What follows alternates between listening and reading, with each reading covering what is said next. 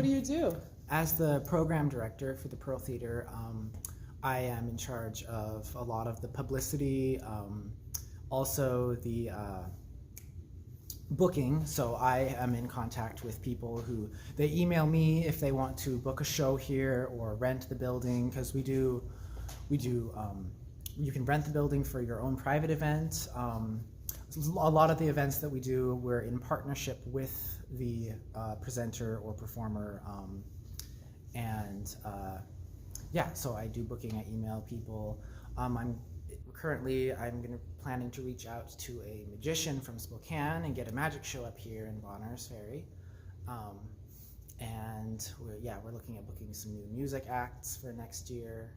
And yeah, I've also been doing poster designing. I've made some posters for our free movie nights, and for a couple of the other shows. For the drum circle, I made a poster. Yeah, those are more or less my main duties, are booking and publicity, helping with the social media management and advertising. So tonight, tell me about the show. Oh, tonight we have the Shook Twins from Sandpoint. They do this every year. They call it the Giving Thanks show or tour. They do Black Friday night. They do a show here at the Pearl Theater in Bonners Ferry, and then tomorrow night they will do one at the Canada Theater in Sandpoint. So there's open mics here, you said also? So the open mic was the first thing that I started coming to regularly. Did you participate, or I did. What did you do? When I first started coming to open mics, which we're not currently doing the open mics right now, we may start them up again in the future, but when I first started coming, I was reading from my books because I've always wanted to be an author.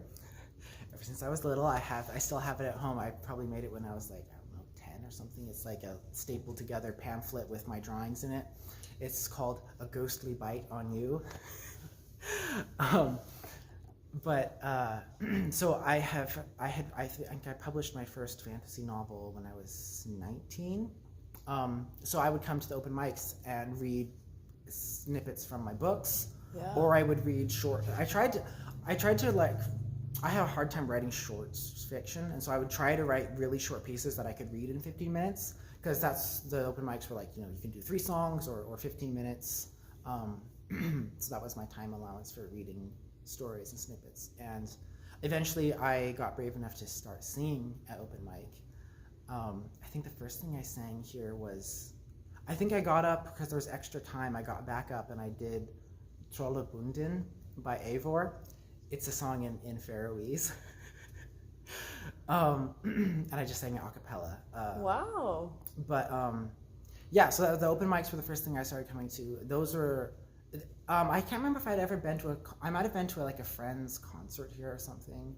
But I started coming to open mics regularly because I liked reading on stage, and I found out that I really like performing on stage as well. Yeah.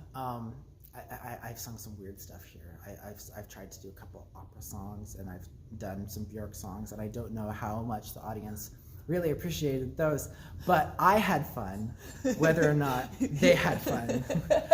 Yeah. But no, the open mics became really important to me as a place to express myself, and I met my really good friend Andy here.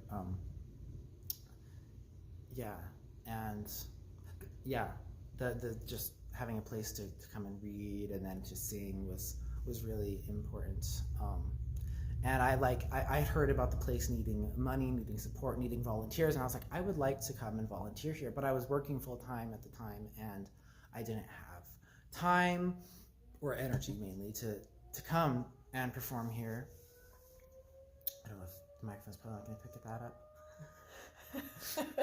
When did you evolve from reading your stories to singing and then into dance?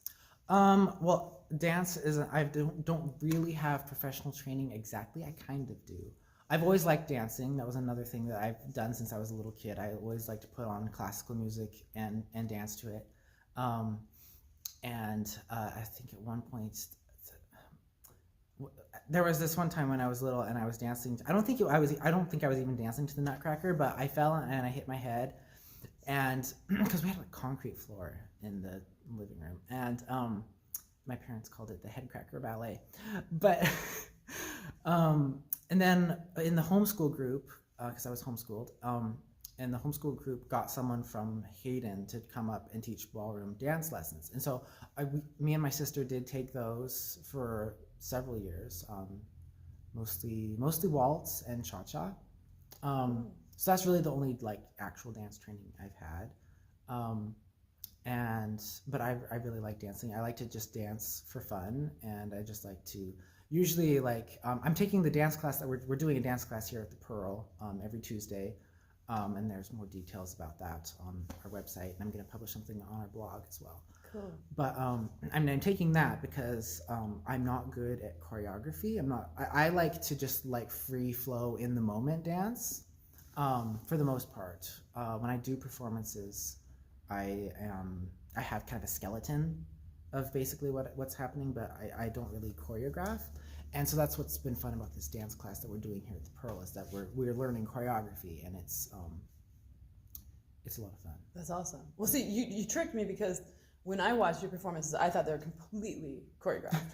So you're just free flowing a lot for of the most part. Going with the music. The Kate Bush one, the Ophelia one, in the red dress. That one was I learned the choreography from Kate Bush's music video. Oh, nice. That's the exact dance, well, more or less, that she does in her music video for Wuthering Heights from 1970 something. Okay, cool.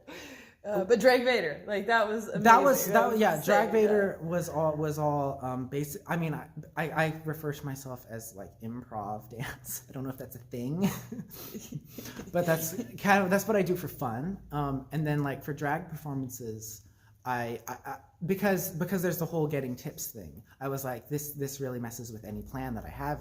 It doesn't really. But so what I do is I kind of like I plan. This is where I want to do for this section of the dance. Then for this section, I'm going to go out into the crowd to get the tips, and then I'm going to go back to the stage and do this. Yeah. And so there is a plan, but it's not like every single move is planned. Cool. And then like for Drag Vader, like I did practice that a bunch, and so I would just dance to the song over and over and be like, this is what's happening here, and I would kind of sort of get there was a vague plan in my head for those. Yeah. So I guess maybe looking into, I mean, you've had 2 very successful drag performances in Sandpoint, just in less than a year. There really wasn't the pushback. But in other places they're trying to say that, drag performances shouldn't be done in front of kids, or like, any kind of, like, what is your sort of feeling of, I guess, let's wait for this, but I guess doing what you're doing and knowing that there's pushback, does that sort of in a way fuel you, or does that create a boundary for how free that you would like to be as a drag artist? I think for the most part, the idea that people are trying to censor drag is more of a driving force. It makes me feel a little bit rebellious. It's like you can't say that we can't do this, and you can't say that it's inappropriate for children. See, because like you said, when I'm performing for children, I'm not doing the same show that I'm performing like at the Eagles Club, right? Mm. Those are 2 different audiences. Performers adjust their performances for different audiences. Mm. That's why I think Drag Vader is great for the Pride show, because kids love Star Wars. Yeah. Totally, that was one of my favorite memories from the Pride festivals, and doing Drag Vader was the I was after the show, I was sitting on the grass, I think I was eating maybe, and this tiny little girl comes up to me, and she gives me this, she had made this cutout heart with like ribbons so it could be like tied on your wrist, and it said Star Wars on it. Nice, and like she just made, like, because I think that was the first Drag Vader show, so like she must have just made it after the fact, or at least written Star Wars. The craft booths or whatever. Probably. Yeah, she probably did. Yeah. And so that was just really special. It's like, because I'm Darth Vader. I'm in high heel boots and a corset, but I'm not doing like an inappropriate dance. No more so than any other dance that kids are gonna see anyway. Yeah. That's like the thing. People like this. Like for some reason they inherently sexualize drag queens, and it's like, do you? and I guess maybe it's because people inherently sexualize women in general. So who's in the wrong here? Yeah. I've seen people say that like the pushback is because like the pushback is natural as things not natural, but as we get more acceptance, the fringes are gonna push back harder. Okay. So and maybe this is a bit too optimistic, but the pushback is a symptom of the progress almost. No, that's good. I like that. Yeah. And I don't know. I read that somewhere. I mean, we live in an area that's blatantly racist. You hear racist stuff. Yeah, right? yeah. You know, have a friend who was called the N-word. This year by a driving car. Or go back to where you came from, or we're stuff like. But it seems to me that it's even more acceptable to be homophobic, to be anti-trans, than it is to be racist. Right. It's like. Right. It's because I don't know if it's because my theory is that like so I think it's been unacceptable at large to be racist for longer, and I think maybe this community is a little bit catching up. It's just really slow to catch up with that, and so. It's almost like transphobia is the new racism. It's not, because racism hasn't gone away, and it's not going to be erased that easily. But yeah, transphobia is in a sense the new trend in bigotry. And it seems like it's so much more acceptable to talk about. Some people hide their racism. Right, because don't really hide their transphobia. Right, they know that racism is unacceptable, and so they'll whisper it. Because there's so much of these groups that are pushing against, like that are being openly transphobic, they feel safer being transphobic. I think they feel like they're more justified. They feel like, oh, this is the strange new freaky trend that's the social contagion of our children, and so they feel so much safer in being transphobic than they probably do being racist, which I guess is in a sense good for racism. That sounds wrong. Bad for racism. Oh yeah, you're not the bottom of the barrel anymore. It's that trans. Yeah. Like, oh shit. Yeah, no, you're right. Okay, so so in your own journey, mostly you said that you grew up pretty alone, kind of homeschooled, a little bit isolated. Yeah. So I see conversations about homeschooling, and there's positives and negatives. Like just not being exposed to ideas. Like people are homeschooling children generally because they don't like what's generally accepted by society, and they have a specific idea of what they want to teach their kids, and they don't want to expose them to any other ideas. And that is literally the definition of indoctrination. But like there's really good ways that you can homeschool. But again, most of the people, and maybe I think it's changed a little bit now. I think people are homeschooling more and more for like, well, we need to like actually teach our kids, like teach them stuff, and and instead of like a lot of times like the homeschool group around here is very religious. My parents weren't super religious, but they didn't like what the public schools were teaching. And again, like there's a lot of like stuff in public school that is you do want to keep your kids from, like you don't want your kids to be bullied, you don't want your kids to be peer pressured into drugs or something. But I think largely my parents were afraid of the liberal ideas that were being supposedly taught in school. And like, because like, again, the curriculums that my mom used they were pretty good, but like the science one was like, the author claimed to be unbiased, or claimed to be trying to be unbiased, but it was clearly a creationist bias. Like the curriculum went over about all the ways that evidence could support creationism. So yeah, like our education was creationist. It was very anti-evolution, stuff like that. Yeah. Were you taught in homeschool or in your church any sort of anti-queer community? No, that never ever came up in school or really at church. That's Because awesome. my parents didn't go to church. I ended up going to a church later on. But yeah, no, like, because my parents are a little bit prudish, or they were when I was growing up. And Just so, not something that they yeah, address. no, that was just never talked about. Yeah, really. yeah. I mean, So it was yeah. there was no anti really, not in my schooling, because yeah, mom never talked about that. Yeah. So, if you want to talk about your own coming out, yeah, what that looked like in a nutshell, yeah, in Bonners Ferry. In Bonners Ferry. Yeah.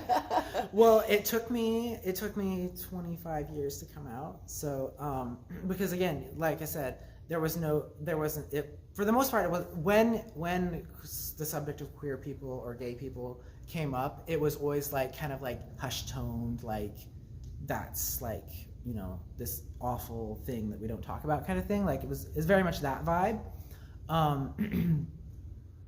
Like mom never really talked about it. I think the first I ever even learned that it was a thing was again in like hushed like whispers, like from my sister, who also taught me curse words for the first time. So the first time you even knew gayness existed. Yeah, the first time I had it explained to me what gay How was, old it was were that you? I don't know. I was pretty young, but not like, I don't know.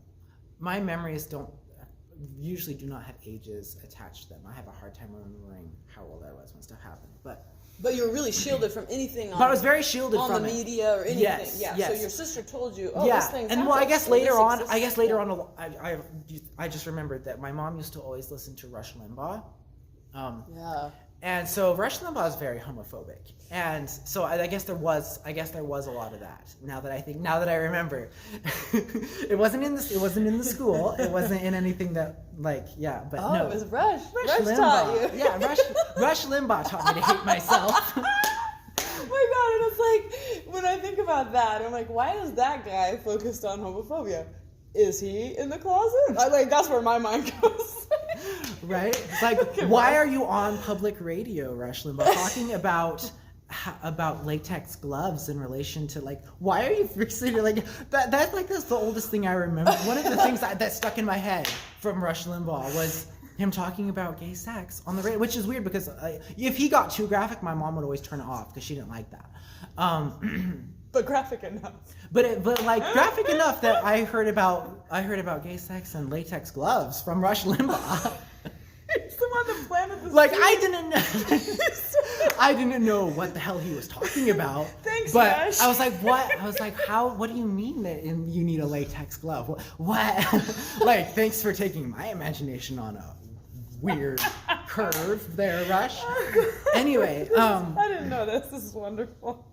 So then you got it in your mind. I don't know how I forgot about Rush. This thing happened. Rush Limbaugh where was a large part of my Rush childhood. taught you that these things happen, and then it became a curiosity. A curiosity. I mean, I guess so. There was definitely always a very repressed, like, you know, kind of like, well, it was like one of those like horrified, disgusted curiosities. But then it morphed. It morphed over time, right? Eventually. Yeah. No, like, because like looking way back, I always liked the shirtless guys in movies. And I don't know how I always somehow danced around it with myself, ignored the fact, pretended that I didn't. I don't know how I went so long in complete denial that I liked it when the actors took their shirts off in movies. Mm-hmm. But I remember having, like, once I got my laptop and I got on the internet, I would search pictures of my favorite actors with their shirts off, and I would save them to my laptop. And then I would feel weird for having these files, and I would delete them. And then slowly I would collect them again, and then I would feel like really ashamed, and I'd delete them. And for the longest time, I still denied that was gay. Like, I don't know. Well, in your blog, you said that you kind of in your mind were like, I would like to be yes, this. I would like to be in that body. I'd like to be that guy. Yeah, I would excuse my interest in these male bodies with like, oh, it's it's admiration, aspiration, like I want to look like them. I want to be hot. But see, in that same thought, I'm admitting that they're hot. Yeah, it's like, oh no. How does this work? Yeah. That's not gay. Oh, that's freaking adorable. Oh, wow. So you used to have a collection of shirtless actors on your laptop? So I have a couple. Yeah, that's hot. So tell me, 25 years, you came out just to yourself at that point. Yeah, let's see. How old was I in 2019? I'm sure that by 20 I knew what was up, and like I had kind of admitted it to myself, like, but not fully. It's not the same until you say it aloud, kind of. Yeah. And I was still going to church at that time. Like I started going to church when I was like 13 or something, and had a long, fun time with religion there for a decade. So you were fighting doing a masochistic thing where you were like trying to... Yes. See, because I always wanted to be a writer, and I was going Yeah. to a church that didn't really... They were big on the anti-pride, like not that pride, but like actual like you know, the sin of pride. Right. Don't be vain. Yeah, don't be vain. perform. Don't. Yes, exactly. Yeah. Like they don't. Don't show off your art. Yeah, exactly. Yeah. Like they were like, you know, arts. You know, if you have artistic talent, it's a gift from God, but you have to use it for His glory. Baking. Yeah. Needlework. And so like when I would talk to them, when I would talk to the preachers, they would never really say, oh no, if you join the church, we're not going to say you can't write books. But it was kind of implied that I like tortured myself for years thinking that, I have to give up writing because I love it more than I would love God. And Yeah. Wow. Yeah. and like there was one point where I actually threw my manuscripts away. Oh shit.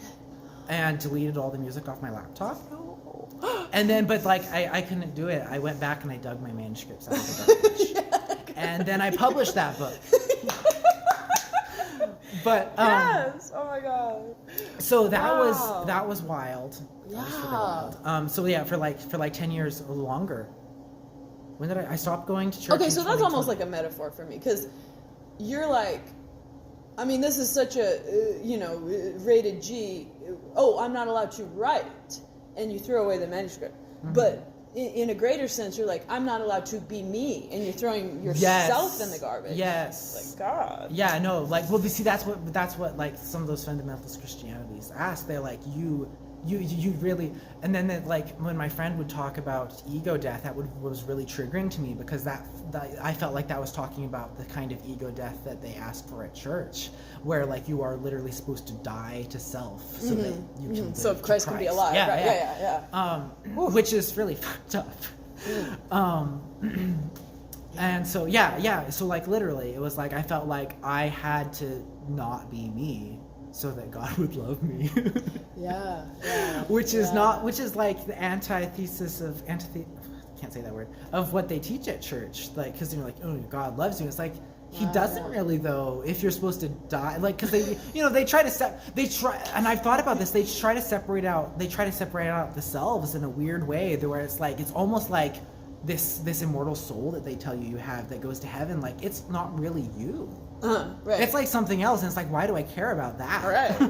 Yeah. What the fuck? That's not me. Like when this spiritual thing ascends to heaven, it's because I've killed everything that was me, and it's something else. And I'm gonna end up with a bunch of other of those fucking clones for eternity. Right? Well, am I even going to hell? Like, Right. I mean, to heaven. Yeah. Like, it's not really me. You know, it would be you. Yeah, it'd just be that weird piece of you. It's like, okay, so God gets back his little piece of divinity that He put in you, and you cease to exist, I guess. God becomes more complete. Yeah, it's And like, then I the need rest that. of God's you- like, I need that back, please. Like, you can dissolve into nothingness. I need that back. It's like, okay, God. Okay, so do you still talk to God, and what's your relationship with God like? Okay. Now. So yeah, that's. I kind of don't. I'm kind of more agnostic, I think, now, and that was a hard thing to let go of too, because and that was like what I was fighting with for so long. Was like, especially once I started to realize I was gay, because I was like always praying to God, like, like, if you're gonna, like, like they say, save me and make me straight, hurry up and do it, and it got to the point where like I would like like even once I started to like be like, okay, this isn't going away, like, and I would pray to God, like, you know, like, show me that it's okay, like, tell me that it's okay to be gay. And I never got the answer that I was looking for.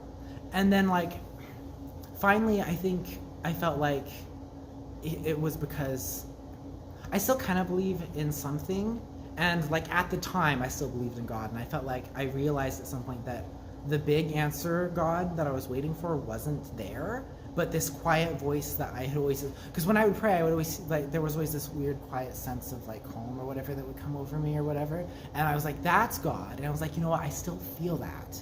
He's not giving me the dramatic answer that it's okay to be gay, but I'm still feeling what I believe is him, even though I've accepted that I'm going to be gay. And so he's okay with that. And like, it was dumb to ever think he wasn't. Right. Or it wasn't, they weren't. Oh, yeah, exactly. Exactly. Yeah. I'm and kind of I don't, and I think, and now I think that Yeah. that was my intuition. I think that that was probably me. I kind of a little bit ascribe to the idea that we're all kind of God in some way. Yeah, I mean, well, Christ said, like, I and the Father are one, and I think that was a template.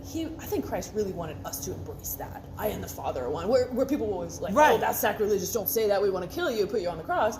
I think Christ was like, don't build churches after me and put me as a God. Right. Just adopt I and the Father are one. Like, Yeah. because we're taught God is omnipresent, but then we're also taught, oh, well, don't worship the trees. And I'm like, well, Isn't he God's in the omnipresent, trees? so why can't I worship the Right. tree? Why can't I worship my gay lover? Why can't I worship anybody? You know, because God's everywhere. So, Right. yeah, so I don't know. And I'm tripping. yeah. I don't know either. I'm like agnostic. I don't know. But I think Yeah. God is as much in me as out there, you know. I think as much in me as in you, as up there, out there. Yeah, as much within Yeah. as in But my that's dogs like, or my cats. and or then whatever, even yeah. if that intuition or whatever really is divine, then like it's really fucked up in Christianity, because they literally teach you not to trust your intuition. They're like, the heart is wicked, you know, the flesh is sinful, like, don't trust yourself. You have to listen to God. And then what is God? They're like, oh, he's that with the still small voice, you know. It's like, okay, and then they're like, oh, but you know, God says this in the Bible, and the church says that this is the interpretation of that. So really, they just want you to listen to the church authorities. Yeah. Not to yourself. Yeah. And so like that was something that was really hard to start doing, is like to start trusting my own intuition, is to start believing that I wasn't depraved at the core, right? Yeah. And that has a lot to do with like coming out and accepting that I was gay, because you know they teach that homosexuality is a kind of depravity. Yeah. And that and it's weird because, you know, like to some degree it's not completely this way, because there is a hierarchy to the you know, severeness of sin or whatever. Like there's, especially if you're quote unquote saved. In the church I went to, they taught that once you had Jesus, the little tiny sins that you did were already, they were covered by his grace. Like you had to really step out to really like actually require repentance.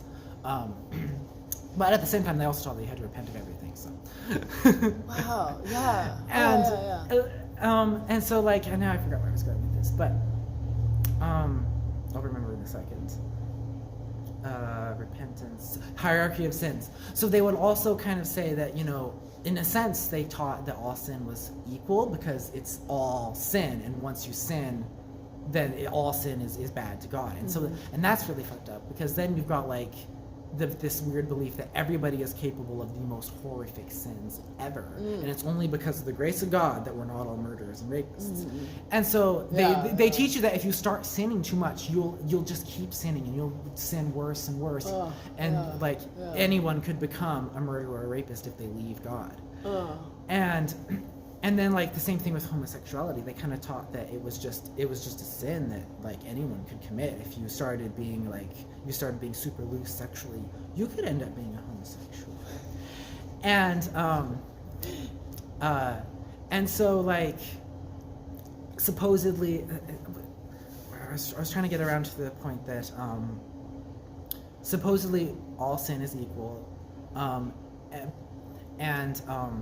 but it still felt like homosexuality was like worse. Like it's almost like, because they believed it's like unnatural and it's like not normal, and so like it's almost like it's worse than rape to them. God damn. Because at least rape is is heterosexual. I mean, if it is heterosexual. Oh, yeah. And so it's like... So they're saying that consensual homosexuality... And I don't think that they would say that, but that was always the vibe that you get. They're judging consensual homosexuality as unnatural and worse than violence. Or at least on the same level with violence. At least on the same level. Yeah. And so that's, again, I think I wrote about that in my blog, about how it felt like there was this weird double standard. It was like, so if they don't believe that being gay is a sin, but doing gay things is a sin, then like my choice is if I wanted to actually stay in the church and become a Mennonite, I would have to either be unmarried and or get married. I would have to pretend to be heterosexual. And I was like, I can't do that to someone. I can't do that to a woman, force her to be in a marriage with, because like that church doesn't believe in divorce. And so even if I had given up later, if I had married a Mennonite girl and then I had left the church to be gay, she would have not been allowed to remarry. Whoa! Oh my God! Yeah. Wow. And so I was like, I'm not going. I mean, like even just like being. Was that an option? Did you have a couple Mennonite options? No, I was way too shy. I had no option. Yeah, no. I mean, no game with the Mennonite girls. No. I'm surprised. No. Oh, yeah. No, I was way too awkward. Oh God, everybody in a church is awkward, but yeah. So okay, so you open up with yourself-ish around age 20, probably 25. You open up to a friend. Yeah, I think I was about 25, 24 maybe actually. Okay. And then your folks, 25-ish? Yeah, probably. Okay. I came out to because I came out to a friend who was interested in me, I think. And she didn't understand why I was not open to the idea of even trying to be more than friends. And I was like, well, this is why. And that was really hard, because I was still in such a place of shame about it, that I was ashamed, and like, she didn't judge me at all, but I was judging myself so hard for it, and she was like, "There's nothing to like judge," and so she tried to help as much as she could. I wasn't really receptive to the idea that I was okay being gay yet, and so I wasn't really receptive, but she was trying, and then I eventually came out to another friend, who was my bisexual friend from around here. So I finally had someone close that I was physically hanging out with, not just on the internet. And a male too. But then later my coworker I had a coworker who was bi. Yeah. And so exactly, having the male, not to put males on the pedestal, but they have a harder time in this area. They do. Area. They do. Wouldn't it be harder, in your opinion, for a male to come in out a sense than a woman? They would receive more pushback. They would receive more like open hate, probably. I think what female or female presenting queer people get is they have like this weird erasure thing going on. Like people are like people are almost like, oh, you're not really lesbian, like, you know, like you're like they I think whereas where a gay man would face like open like disgust, I think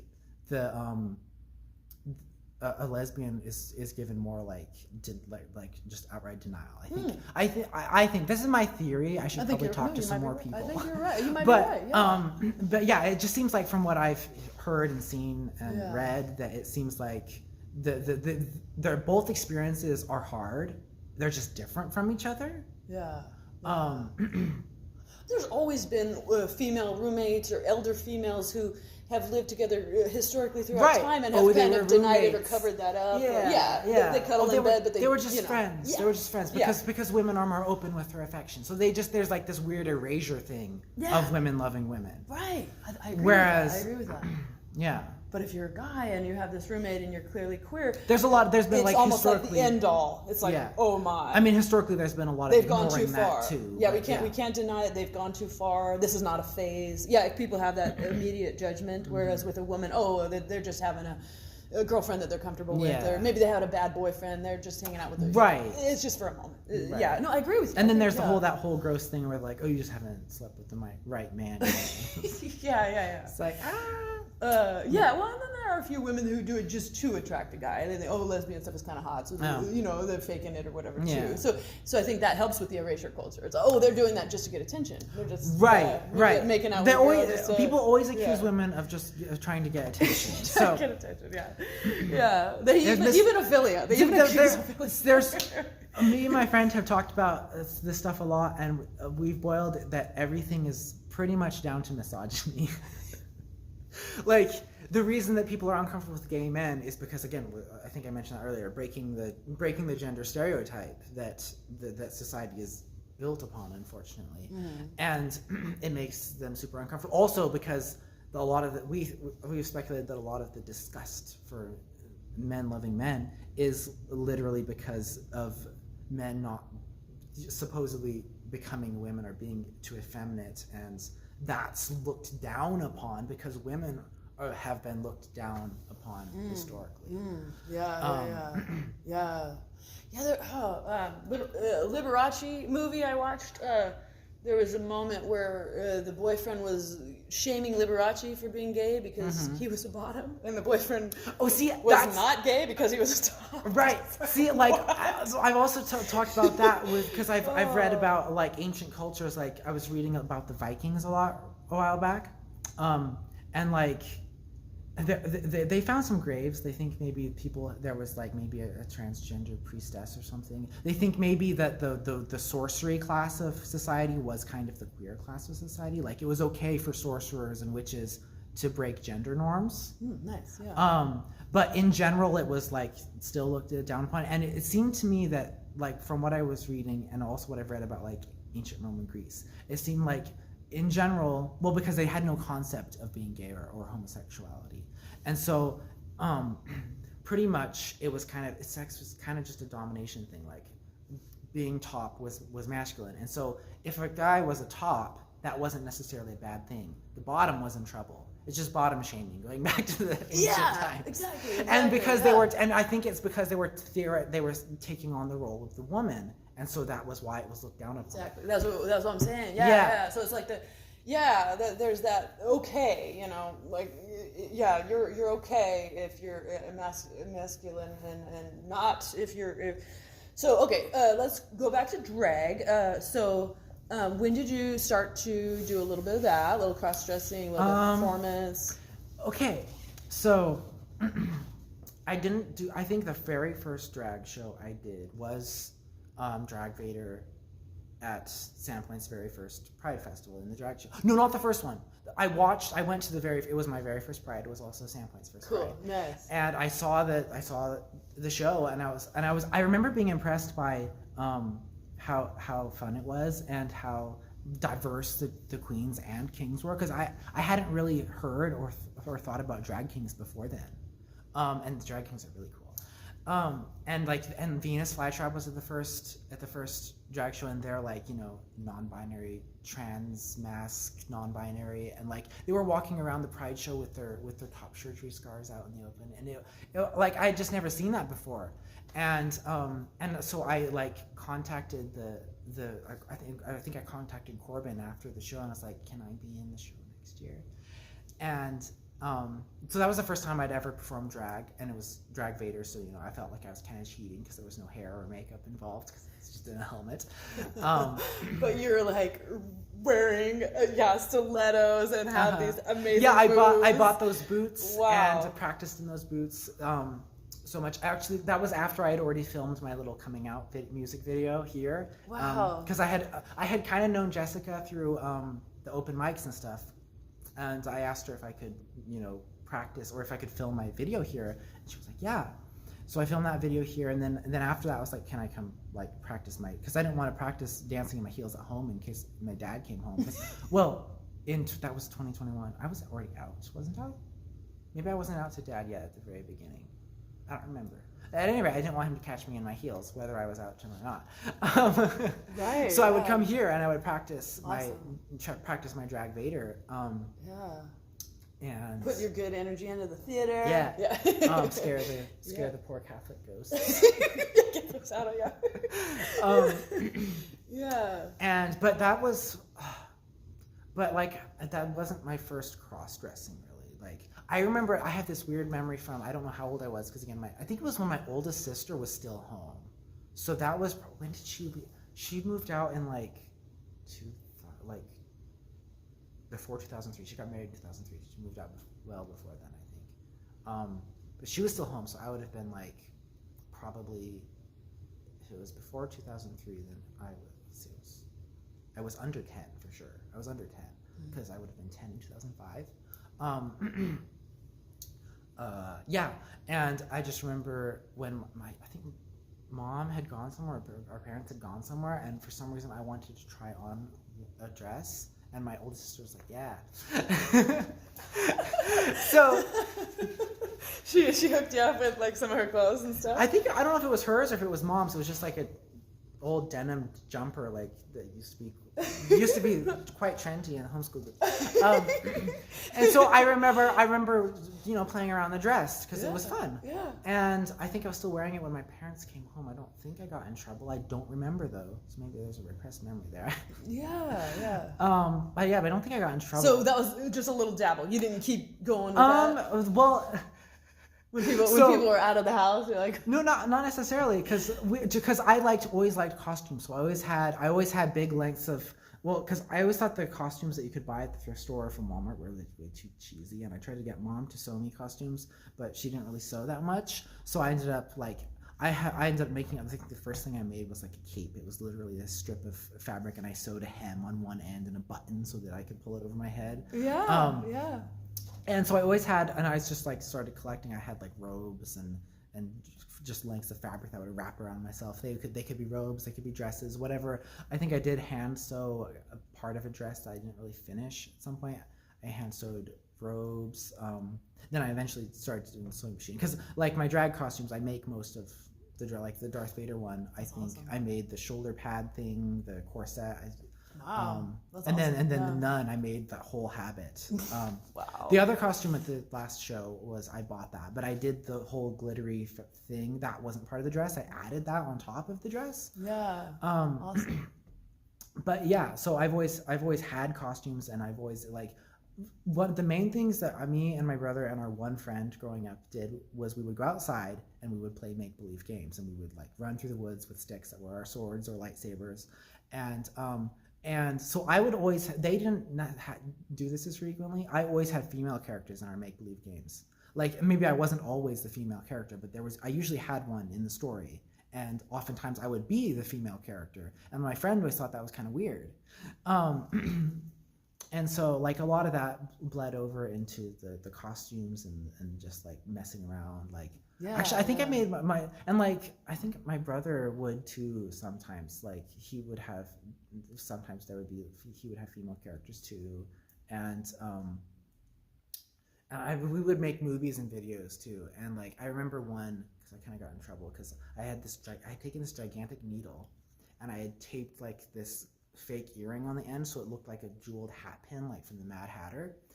And somehow I think we were making a video, and my brother, I think, was the lady in this video. I think I had a fake beard, and the pin, this giant needle was somewhere in the costume to pin it together. Bad idea, because in part of the video he got knocked over or fell over, and the needle stabbed into his back. I don't know how deep it went in, but then mom took the needle away. So I'm getting crazy with your. There's some violence in drag. Yeah. So okay, you enjoy the performances and you enjoy creating these costumes, but but you love your body and have no interest in transgendering. Yeah. Just a fun I'm not release. Trans. No, I know that. Yeah, you're totally guy. I just like to the release. Yeah. Yeah, it's fun. And especially when I started dancing in the heels, I was trying to loosen my body up so that I could really feel safe in moving it in feminine ways, because this is another one of those weird childhood memories that just cemented in my head. I remember going on a walk with my mom and brother once, and there were wild strawberries in the woods, and I was just kind of going around picking strawberries, kind of flouncing between the strawberry bushes, like a fairy, like a fairy. Yeah. And my mom pulled me aside and like I know she was just trying to keep me safe or whatever, but she was like, she said, I can't remember what she said, something about I shouldn't prance around like a wood nymph. Ooh. And like that really like my feelings were hurt. And that always like I was always self-conscious about my walk after that, like is my butt moving too much when I walk? Yeah. And so like it was trying to stomp around like a guy or whatever. or at least or limit the hip movement. Limit the hip movement. So once I got into the heels, trying to loosen my hips back up a lot heavier from that point on. Probably a little bit. You got to stomp around more like a guy. You can't dance around anymore. Stop that. Yeah. Oh, that sucks. Yeah. But now you're trying to be a wood nymph again. Yeah. The goal is to be a wood nymph. Again. Yes. Go back to your roots. Yeah. Oh, that's so sad. Yeah, because I could see how like she wasn't trying to hurt you. She wasn't trying to hurt me. She doesn't want you to get bullied. She was like because the gender norms are so ingrained in our society and in the backs of our minds that just like you have to be like this. If you're not, you're going to be ridiculed. And so let me be the first to tell you, please stop this before somebody mean tells you. Like, so she wasn't trying, but she was hurting. She was trying to protect me. She didn't mean to hurt me. Yeah, she just was. Damn it. So, but now you're getting back to your wood nymph roots. Future drag performances, are you gonna do anything wilder or just more songs, more costumes? More songs, more costumes. There's like a lot of stuff that I want to do. There's like a whole bunch of stuff that's been on my list. The problem is that I like really weird and obscure things, and so I have all these ideas like that would be so fun to do as drag, and I was like, but no one would know what it is. Well, Venus flytraps look even weirder. So that's true. Whatever you do is gonna be fine. Yeah. Right. But and then because Darth Vader is like such a ridiculously well-known. Like everyone knows. So you didn't do that at the Eagles because of that. You want to kind of go into some new things. Yeah. I was like, I've done Drag Vader before. I have the costume. If I don't finish one of the other costumes in time, I'll just pull Drag Vader out. Yeah. Drag Vader's my backup. Rock it. I love Drag Vader. Yeah, totally. They ought to just give you 3 dances because really we gotta have the Drag Vader. No, it's okay. No, I mean your last 2 women were both so different and so awesome. Mm-hmm. And I was kind of thinking those 2 performances as being like 2 pieces. Like there was kind of a story there. Because I started out as the nun with like the more innocent makeup, and so I was like, this is me when I was going to church. This is me confined by religion, and then because the next song was Me of Me, and it's like this big self-love anthem, me, this is the me of me, like it's okay, I'm taking control of my image and my power. And it's actually from Shock Treatment, the not very well known sequel to Rocky Horror Picture Show. It's not really a sequel. It's like its own weird. It's its own weird thing. It's written. The music is written by the same guy though, and he's in it too. Because he's Riff Raff in the original. So that's one of those weird. Like everyone, I had multiple people telling me I looked like Lady Dimitrescu from the Resident Evil video game. I was like, you're not wrong, but that wasn't what I was. I was imitating the costume from Shock Treatment, but I kind of spiced it up a little bit. But, so that's like the weird. You as a nun though was like that story was straight up. I mean, because you're taking your stuff off and you're just rebelling, and you got this cross that's jangling, and it's just. I want to do the nun again. Yeah. I mean, like where I'm at right now, I think it's incredible that you're actually blossoming where you. And I also feel like it's important for more representation in this area. I feel like moving away is almost in a way giving up.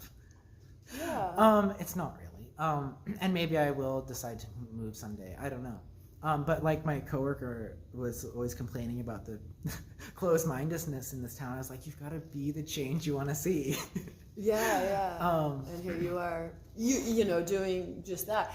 I mean, but because to me, it's just such an act of bravery to be not hiding who you are. Mm-hmm. To be, you got your beautiful nails and your earrings. Right. See, I at the coffee shop with people from your church. Right. That you used to go to. So I'm like, that's awesome and brave. And even when I was because I started coming out to people in 2020. I was fully out, I think, in 2021. I think is when I put my video up online. Like, that was at the point where I was like, I don't care what friends that I have on Facebook see this at this point, because I'm out to all the people that matter. And then I started to wear my rainbow wristband to work, because I was working at a place that was actually run by a different Mennonite church. There's like different branches; they don't associate with each other. And so I was working for them, and there were a lot of other, like, at that point I had a lot of Baptists that were on my crew. I was technically the head of that crew. I was the foreman of the restoration crew, more or less. But I had like.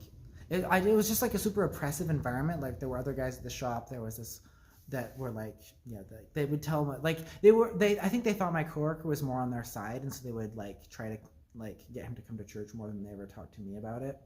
And that kind of irritated him. But yeah, so I would like I'd wear my rainbow wristband. I started to paint my nails when I came to work, and it didn't last long. I never got nails when I was working there, because like I would have torn them off. And like even nail polish didn't last long, but I would do it anyway. And then of course I would wear my earrings, and and then because of there was a weird little satanic panic with the eyes that were. I call this story the Great Eye War.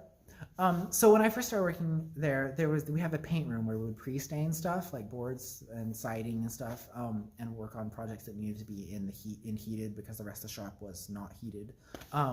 And when I first started working there were already some like doodles on the wall. There was this weird alien face instead of cheesy face. And so over the years working there, when I was like trying to get spray cans or the sprayer to work, I would add a couple things like here and there. And eventually there were eyes on the wall, and I did this really big eye on the cover for the fan. And we had a new foreman in charge of the shop, and he's super religious, and he'd been working there for a while. I think he was already foreman for a while before I came to the paint room one day, and all the doodles, everything was painted over, and I was like, that, because I was really proud of the one eye in particular, so I painted another eye over it. And then we went back and forth. I'd come back and it was painted over, so I'd draw it again. And nobody ever said anything to me. So it's like, if you have a problem with it, like, come and ask me to stop painting eyes in the paint room. Like, come on. And I don't think they realized who it was at first. And like my coworker overheard them talking. I don't think they knew who they were talking about. But they're like, some comment was made about the devil making this person do this. The devil made me paint eyes in the paint room. And so I started wearing an evil eye amulet to work.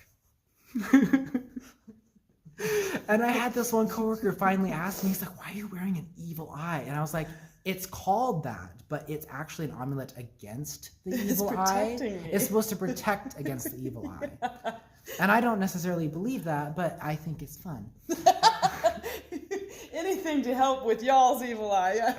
Like, right? The eye of Horus. Yeah. Like that is literally why I was wearing it too, because I do kind of, I kind of got into some witchy stuff because I like tarot. I like that stuff. Yeah. And I'm not weird. I shouldn't say that. I'm sorry. There's a lot of really nice people because we have a tea and tarot we do here twice a month. Oh, cool. On Sunday. At the Pro. Yeah. Oh, cool. We have a tea and tarot event here, and nice. And a lot of the people. I'm really sorry for saying that, because they're really cool people. I'm just not fully into the spirituality of it myself. Mm-hmm. And so some people are a little bit too spiritual with their tarot for my taste, and that's fine. Yeah.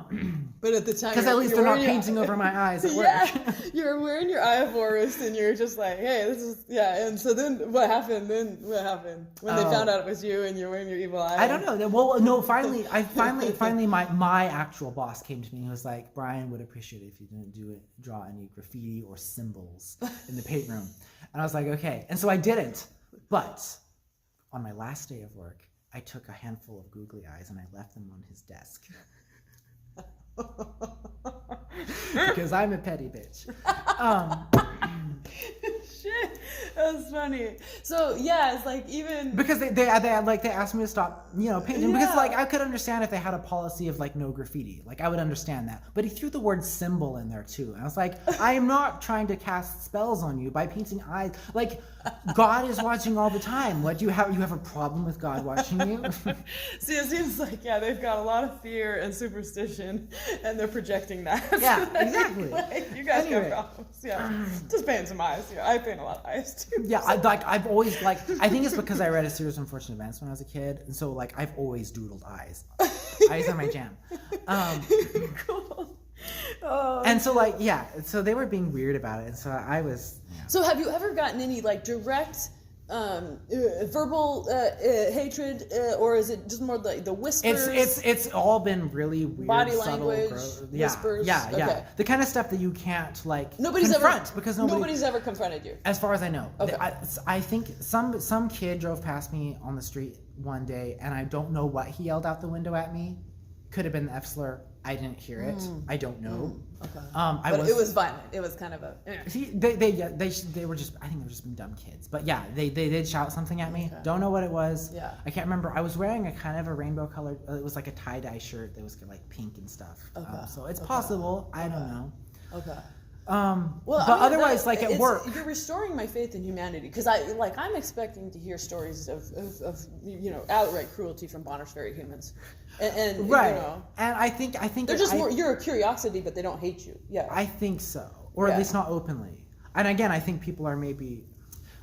I don't know, because like my friend who's been out for longer than I has, like they say that somebody did hold a gun to them here. And that this would have, that was probably 10 years ago. So I don't know. Maybe it's just gotten better. Maybe I just haven't experienced it yet. I don't know. Yeah. Like at work, I think they were maybe afraid that they would get in legal trouble if they made me mad once I came out and they realized I was out. Because they always tiptoed for the most part. I had this one coworker I remember he would say stuff before he knew that I was gay. We were on a job and he was like, he said something about a kid's TV show that had two dads in it, and he was all acting all disgusted by it. But after he found out I was gay, he was like careful not to say anything like that around me. But he wasn't careful when I wasn't there, because my coworker friend would tell me that like he was like, I had to tell him to stop using the F slur. And like I don't know if he ever talked about me with that, because I think it was before he knew that I was gay. But like they definitely talked about me when I wasn't there. Yeah. And I always got the vibe from them that they were like uncomfortable around me. And like that same coworker who said that before he realized I was out, like because my ears were pierced. I wasn't painting my nails yet, but my ears were pierced, and like, or no, maybe my nails were painted. I think that was why he asked. He asked me one day. He asked me why I painted my nails, and like I could tell what he was getting at. I could tell what he was trying to say, but he wasn't saying it. And so I was like, oh, I just painted them because I wanted to. And he was like, oh, okay. He's like, I didn't want to assume. And then I was like, assume what? And then I think he knew he fucked up. And so I told him, I was like, I'm gay, but that's not why I paint my nails.